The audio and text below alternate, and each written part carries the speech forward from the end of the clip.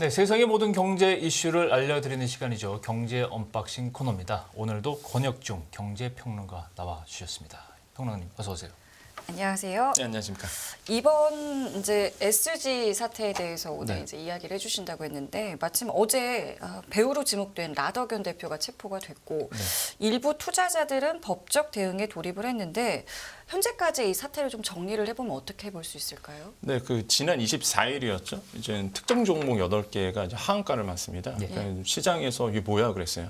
그 당시에 뭐지? 막 이랬습니다. 예, 갑자기 예. 뭐 마이너스 30 하한가를 맞다 보니까 그러다 보니까 사실 이제 분석에 들어갔죠. 그랬더니 특징적인 게 SG증권, 그러니까 외국계 회사에서 이제 매도 물량이 폭탄적으로 이제 나왔는데 좀 더 이제 사람들이 관심 갖잖아요. 이거 왜 그런 거야? 왜 외국계 회사에서 이렇게 매도 물량을 냈어?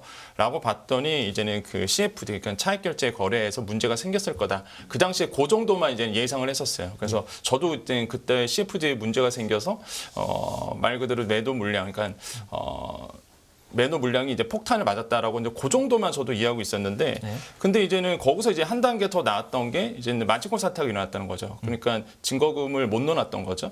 그러니까 이거에 대해서 이제 문제가 생겼고, 근데 거기서 또 사람들이 이제 분석을 하기 시작합니다. 왜 증권회사는 분석을 해야 되니까. 근데 특징이 있었죠. 공통점이. 이 8개 종목의 특징이 뭐냐면 유통 발행수가 적었습니다. 그러니까 50% 이하였거든요. 그러니까 그만큼 조작하기 쉬운 거죠, 일단. 그렇죠. 그러니까 의심이 하는 거예요. 그때부터 이제 의심 들어가고. 그 다음에 이제 우량주였던 거죠. 사실 이제 모 기업들이 다 탄탄한 회사였고, 맞습니다. 상속에 대한 이슈가 또 있었고, 뭐 이런 것들이 있다 보니까 야 이거 주식 조작에 대한 문제가 있는 거 아니야? 라고 하면서 이제 문제가 벌어졌고, 네. 4월 초부터 이미 내부자 고발이 있었던 걸로 이제 알고 있어요. 그래서 아마 제가 봤을 때는 내사에 들어갔을 거라고 보여지는데, 일단은 검찰의 조사가 들어가기 시작하고 이러면서 걷잡을 수 커지기 시작하죠. 그래서 이제는 대중화됐던 것이 이제 임창정도 관련이 있다 이런 보도가 되면서 많은 이제 주식투자 안 하신 네. 분들도 이제 관심을 갖게 되고, 근데 거기서 끝났으면 모르겠는데 이제 라더견 대표가 또 인터뷰를 합니다. 인터뷰하면서 무슨 얘기냐면 내가 뭔 죄냐. 이거는 말 그대로 대주주들의 문제다. 왜냐하면은 그 사실 장 외에서 매도를 했거든요. 한 140만 주 정도 같은 거를 이제는 키움증권에서 나왔기 때문에 이런 부분에 대해서 이제 문제가 되고 있고, 블록들이 나왔었기 때문에 장 외에서, 그래서 이런 부분에 대해서 뭐 대주주도 관련이 있다 이런 얘기가 지금 나오고 있고, 그래서 예. 검찰 조사 중입니다. 일단은 그렇죠. 검찰 중이지만 어떻게 될지는 좀 더 지켜보셔야 되겠습니다. 말씀하신 대로 이제 지켜봐야 돼요. 네네. 이 굉장히 포인트가 지켜봐야 될 부분이 많아요. 너무 많아요. 많은데 이걸 일단은 뭐 사기다 이렇게 주장한 측에서는 네. 과거에 그 유명했던 사건이 있잖아요. 네. 미국의 이 대표적인 폰지형 금융사기 사례 네. 메이도프 사건이 있었잖아요. 이거랑 비교를 하는 분들이 있어요. 네. 어떻게 된 겁니까? 그러니까 공통점도 많습니다. 뭐 대표적인 공통점이라 본다 그러면 일단은 화려한 인맥을 동원했죠. 예, 두 사건 모두 다 사실 화려한 인맥을 동원했던 부분도 있었고, 두 번째로는 이제는 고액자산가 중심으로 그들만의 리그였다는 거죠. 예, 이런 어떤 공통점도 있고요. 예. 그 다음에 이제 폐쇄적인 네트워크도 있고, 그 다음에 비정상적인 수익률을 이제 보장했다는 부분인데, 일단 메이도프 같은 경우는 화려한 인맥을 구축할 수밖에 없는 게 사실 유대인 가정에서 태어났죠. 그러니까 아시잖아요. 이제 미국 월가라든지 아니면 미국을 이끌어가는 그 유대인 네트워크가 있습니다. 거기서부터 이제 사실 출발점이 있었고, 그 다음에 이제 월가의 거물이었죠. 나스닥 증권거래소 위원장을 3차례나 역임했기 때문에 예. 사실 화려한 인맥 그 안에는 이제 신뢰감도 어느 정도 있었습니다. 근데 이제 요 같은 경우에는 메이도프 사건 같은 경우에는 이제 대표적인 폰지 사기거든요. 그러니까 금융 투자를 하지 않았어요. 어떻게 했냐면은 이제 새로운 투자금을 받아서 말 그대로 이제 기존 투자자들에 대한 수익금을 수익을 챙겨주는 메꿔주고. 거죠. 예. 네. 이게 폰지잖아요, 폰지. 그렇죠. 그래서 폰지 사기입니다. 근데 근데 이제 이걸로 보기 다단계 판매. 예, 다단계 판매죠, 진짜. 예. 새로운 금 끌어들어서 기존 그렇죠. 투자자 수익금 주고 이런 거였는데, 근데 SG 사건 같은 경우는 사태 같은 경우는 일단은 뭐 그러니까 다단계 영업이긴 한데 일단은 뭐 CFD에 대한 문제가 생겨서 이제 터진 거고, 그 메이도프 사건 같은 경우는 터진 이유가 2008년도 이제 금융위기 때, 왜냐하면 그때 이제 다 돈 내놓으라 그러는데 돈이 어디 있습니까? 그렇죠. 예, 그러다 보니까 이게 드러난 거거든요. 이번 같은 경우는 SG 사건 같은 경우는 이제는 아까 말씀드렸잖아요. CFD에 대한 문제, 예. 그다음에 대주주가 대량 매도했던 부분, 이런 것들 때문에 사실 좀 문제가 불거졌고, 그다음에 사기 수법 같은 경우도 아까 말씀드린 것처럼 이렇게 들어왔었고, 주요 투자자들이 있었죠. 그러니까 메이도프 사건 같은 경우는 스틸버그 감독 대표적인 게 이런 분들이 투자를 했었는데 유명인들. 예, 유명인들이죠. 근데 그 우리나라 이 SG 사건 사태 같은 경우에는 뭐 임창정 씨라든지 네. 뭐 연예인들도 있고 네. 그다음에 지금 밝혀지지 않았지만 수많은 우리가 알고는 있는데 이름이 밝혀지지 않은 분도 있을 거예요 분명히. 뭐 그렇죠. 이런 분들이 이제 관련졌고 특히 이제는 그 아난티그룹 회장 전 회장이죠. 이중명 회장이 관련이 있다는 거. 저는 사실 골프 좋아하시는 분들 중에서 이분 모르신 분은 없거든요. 맞아요. 그러니까 이분이 투자라 그러면 글쎄요 투자 안 할 사람이 있을래나 모르겠어요. 그러니까 그 정도 사실 영향이 있는 분도 여기에 이제는 같이 이름이 거론됐다는 거 이런 거다 보니까 이제는 그들만의 리그가 이제 형성이 되는 거죠. 그래서 고액 자산가 중심, 특히 의사라든지 전문직 중심으로 이 사건, 상품이 굉장히 많이 팔렸던 부분이 있습니다. 그렇군요. CFD 네. 문제가 생겨서 발생을 했다라는 말을 여러 차례 해주셨는데 네. 지금 이 CFD를 증권사들에서 이제 중단을 좀 한다는 그런 네네. 움직임이 있잖아요. 이 CFD라는 게 도대체 뭐길래 이 네. 문제가 생긴 건지도 말씀해 주시죠. 그냥 뭐 어렵게 생각할 필요 없고요. 그러니까 난 돈이 없고요. 네. 주식 빌려서 매수라든가 매도라거나 그렇다고 보시면 됩니다. 이게 그러니까 이거예요. 내가 예를 들어서 주식을 하고 싶어요. 그런데 일단은 뭐 예를 들어 보겠습니다. 그냥 6만 원짜리 주식이 있다고 볼게요. 6만 원 주식인데 내가 이거에 대해서 만주를 사고 싶어요. 근데 내가 돈이 없습니다. 근데 CFD를 계좌로 활용하는 거죠. 이게 그 최소 증거금이 40%거든요. 그러면은 어떻게 되냐면 내가 이제 6만 원의 주식을 뭐 만주를 산다 그러면 6억 원이 필요한데 그러니까 최소 증거금 40%를 내가 내면 돼요. 그러면은 6, 4, 24 그래서 2억 4천만 만 원이죠. 있으면 예, 2억 4천만 원만 있으면 6억 원치 살 수 6억 원어치 살 수 있는 겁니다. 그럼 나머지는 필요하잖아요. 나머지 주식은. 예. 요거는 이제 증권사에서 빌려줘요. 그러니까 증권사는 왜 이 상품을 많이 팔았냐고 하면 수수료 먹잖아요. 브로커지가 나오기 때문에 이 수수료 마진이 상당하거든요. 그러니까 증권사들이 CFD 상품 많이 팔았습니다. 공격적인 마케팅도 많이 하고. 지금은 쏙 들어간 거죠. 그게 일단 그렇죠. 문제가 되니까. 예. 그러니까 증권사들도 많이 팔고 그다음에 이제는 정말 고위험 상품에도 불구하고 많이 팔렸는데 근데 문제가 뭐냐면 만약에 하락을 했다 그러면은 그만큼의 나의 이제는 증거금에서 빠져나가거든요. 그렇죠. 그럼 빠져나가는데 내가 이거를 못 메꾼다. 그러면 반대매매 들어오죠, 당연히. 강제로. 예, 강제로 주식을 청산당하는 거죠. 청산당하는 거죠. 예. 그러면은 강제 청산 당하는데 이걸 또 메꿔줘야 되는데 못 메꿔주면 계속 나오는 거예요, 이게. 근데 8개가 묶여있다 보니까 이게 또 여기 투자하신 이 주가 조작 세력들이 그러다 보니까 연달아서 터지는 겁니다, 이게. 그러다 보니까 이 문제가 크게 됐고 사실 이 CFD 문제가 또 왜 나왔냐면 그들만의 리그라고 말씀드렸잖아요. 예. 그러니까 이게 처음에 아까 제가 히스토리 말씀드렸을 때 그 분석에 막 들어갔는데 분석이 안 됐던 이유가 이게 CFD의 특징이 있어요. 이게 개인 투자자들이 투자를 하잖아요. 그 익명성이 보장이 됩니다. 그럼 국내 증권회사가 그걸 또 그 외국계 회사한테 위탁을 맡겨요. 그러니까 딱 투자 자체가 외국계 회사 이름으로 뜹니다. 그러니까 처음에 나왔을 때 SG증권밖에 안 나왔던 거예요. 네. 그러니까 어떻게 되는지 몰랐던 거죠. 처음에는. 왜 네. 한가가 맞는데 SG증권이야. 근데 누가 투자한지 모르는 거죠. 그래서 이제는 사실 이 문제가 좀 커졌는데 그래서 이제 CFD의 특징이 그들만의 네트워크, 익명성이 보장된다는 거. 그다음에 또 세제 혜택도 있습니다. 네. 외국 예를 들어서 해외 주식을 이제 매도한다 그럼 양도세 맞죠? 한 22% 맞는데 그렇죠. 뭐 파생 상품 같은 거 이거는 파생 상품이잖아요. CFD는. 그러다 보니까 11%. 그러니까 절세가 되네요. 절세 되죠.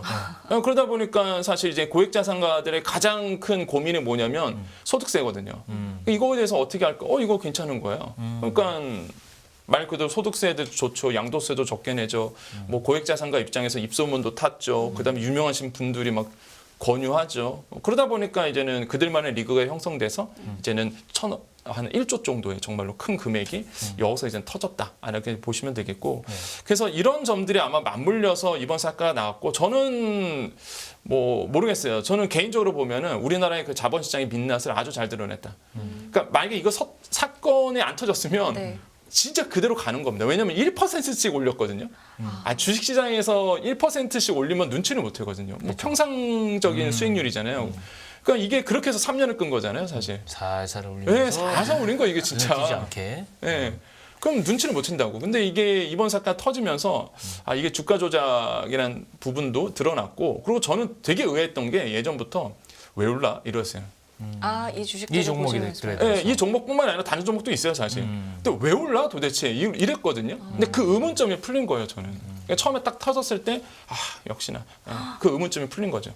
왜냐면 오를 수가 없는 종목인데도 불구하고 이렇게 거시 환경도 안 좋고 우리나라 증권시장이 그렇게 불안한 불확실성이 큰 상황에서 오른단 말이에요. 이상하다 생각했는데 역시나 이제 주가 조작 세력이 1%씩 조금씩 올렸던 부분.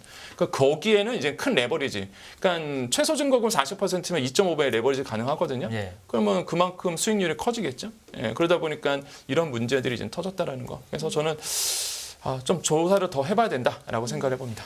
2008년 리먼 브로더스 사태도 거의 유사한 어떤 구조로 네. 이게 그런 사태가 왔었는데, 근데 꼭 이 파생 상품이라는 게 레버리지로 활용한다고 해서 그렇게 뭐 도덕적으로 비난받을 그건 아니에요. 그렇죠. 네. 왜냐하면 적은 돈으로 이 많은 활용을 할 수 있고 자본 조달을 할 수 있다는 이점이 있는데 네.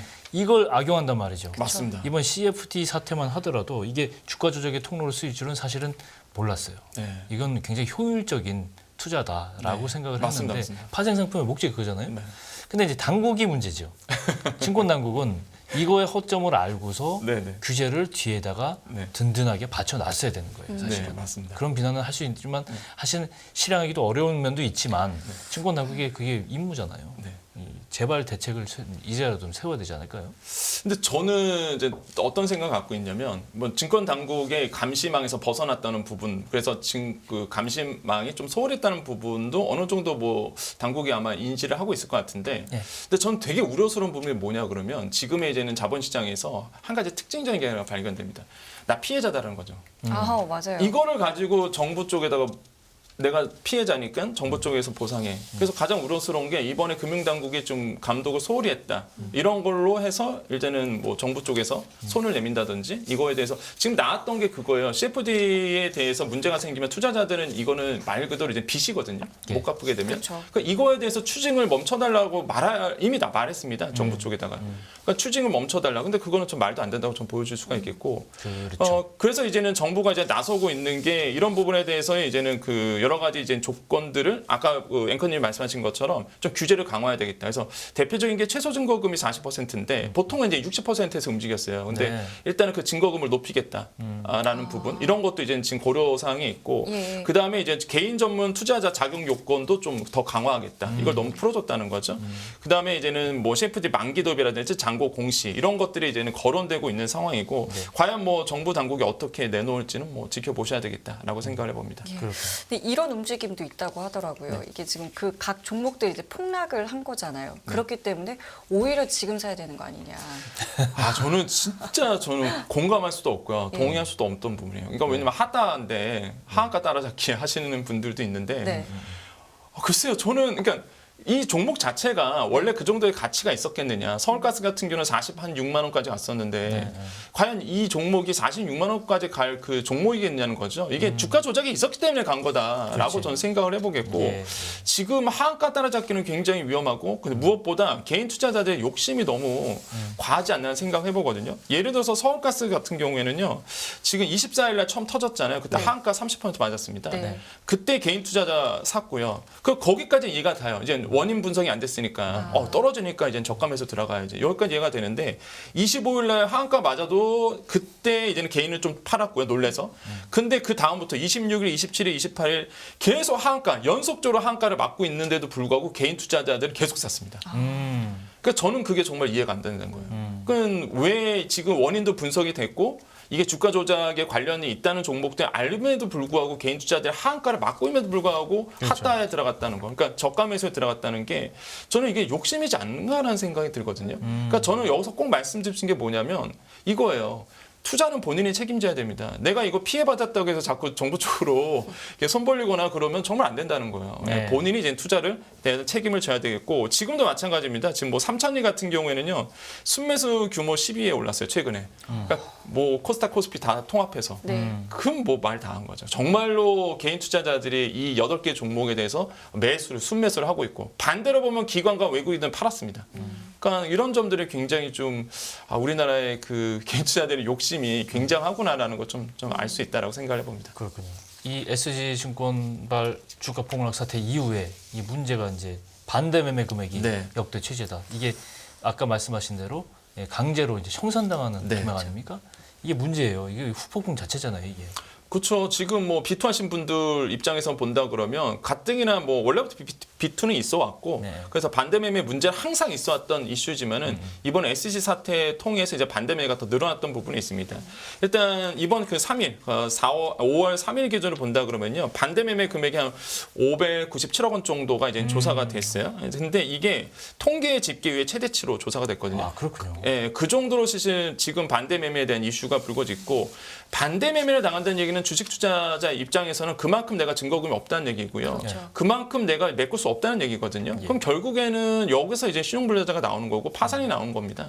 그래서 이런 부분에 있어서 이제 주의를 하셔야 되겠고 B2에 대해서는 이제 조심스럽게 접근하셔야 되겠다라고 보시면 되겠고 지금 계속적으로 이제는 반대매매 금액이 늘어나고 있는 부분이 있습니다. 특히 이제 SG 사태 때는 더 늘어났거든요. 그래서 저는 다시 한번 강조드리지만 과도한 레버리지, 그러니까 내가 감당할 수 없는 레버리지는 사실 뭐 어떤 투자든 간에 주의를 하셔야 되겠다. 맞아요. 지양해야 돼야 된다라고 좀 다시 한번 좀 강조를 해드립니다. 예. 이게 반대 매매가 늘어나면 개인도 문제인 거는 뭐 당연한데 네. 증권사 같은 경우는 문제가 없는 건가요? 그러니까 증권사들은 그런 얘기를 해요. 뭐 어차피 이제 반대매매 일어나고 개인 투자자들이 이걸 증거를 못 내놓잖아요. 네. 그렇죠. 그러면 결국에는 이게 개인 투자자들의 채무가 됩니다. 그래서 보통은 증권에서는 한두 개월 내에 그걸 회수를 할 수는 있어요. 왜냐하면 추징이 들어가니까. 그래서 뭐 이론적으로 본다 그러면 뭐 그 증권회사도 손해를 본다 이렇게 보고 있지만 우리나라 같은 경우에는 이 추징이 굉장히 엄격합니다. 증권회사들이 가만 안 있거든요. 그래서 어떻게든 간에 그거에 대해서 이제 환수를 다 해요. 그래서 네네. 물론 뭐 손해도 보겠지만 그래서 이런 부분에 대해서는 이제 좀 알고 계셔야 되겠고 결국에는 나락으로 빠지는 건 개인 투자자입니다. 그러니까 반대매매에 대해서, 그러니까 B2에 대해서는 다시 한번 조금 조심하셔야 되겠다라고 말씀드립니다. 마지막으로 한 가지는 네. 이 증권 당국이 이 처벌을 할 때 이런 류의 처벌에 대해서는 너무 물렁하게 하지 말고 맞아요. 아, 좀 더 맞아요. 세게 맞아요. 네. 이걸 가져가야 네. 어느 정도 이게 방어가 되죠. 예방이 중요한 거 아닙니까 이게? 이게 제가 조사를 해봤더니 주식 투자에서 이제는 만약에 어떤 사례가 있었냐면 조작의 사례에서 대표적으로 4가지 사례가 있는데 미공개 정보, 부정거래, 시세 조정, 시장 질서 교란인데 이렇게 보면 불공정 거래가 있습니다. 이게 불공정 거래라고 보통 얘기하는데 이거에 대해서 이제 솜방망이 처벌이라는 거죠. 최근 5년간 조사를 해봤더니 이 불공정 거래에서 처벌받은 분들이 불기소율이 55%. 그러니까 이제는 반은 아예 그냥 법원도 안 간다는 풀려가는 얘기예요. 거예요. 아니, 예. 완전히 그 재판도 안 받는 재판도 그렇죠. 안 받고. 법원에 안 가요. 아예 반은. 네. 불공정을 해도 주식 뭐 시세 조정이라든지 지금처럼 해도. 그다음에 기소가 되더라도 40%는 집행유예입니다. 그러니까 법원 가서도 10명 중 4명은 이게 처벌 안 받는 거예요, 이게. 그러니까 너무 물렁하다는 거죠. 그러니까 사실 이렇게 돼 버리면 우리 자본시장 안 됩니다. 예, 외국처럼 뭐 징벌, 추징적인 메이저급 150년 받지 않았습니까? 네, 그렇습니다. 그 정도로 나와줘야 이거 되지. 너무 법이 물렁하지 않나 이런 생각을 해봅니다. 예. 맞습니다. 자, 여러 뭐 후폭풍에 대해서 오늘 권혁중 경제평론가와 이야기 나눠봤는데요. 뭐 후속 보도 있을 때마다 저희가 또 계속해서 좀 이야기 나눠보면 좋겠습니다. 오늘 말씀 여기서 마무리 지을게요. 고맙습니다. 네, 감사합니다. 고맙습니다. 예, 깊이가 다른 경제뉴스 연합뉴스 경제TV 경제 언박싱 오늘 여기서 마무리하겠습니다. 네, 시청해주신 여러분 감사드리고요. 저희는 내일 이 시간에 다시 찾아뵙겠습니다. 지금까지 김경훈 성규미였습니다. 고맙습니다. 고맙습니다.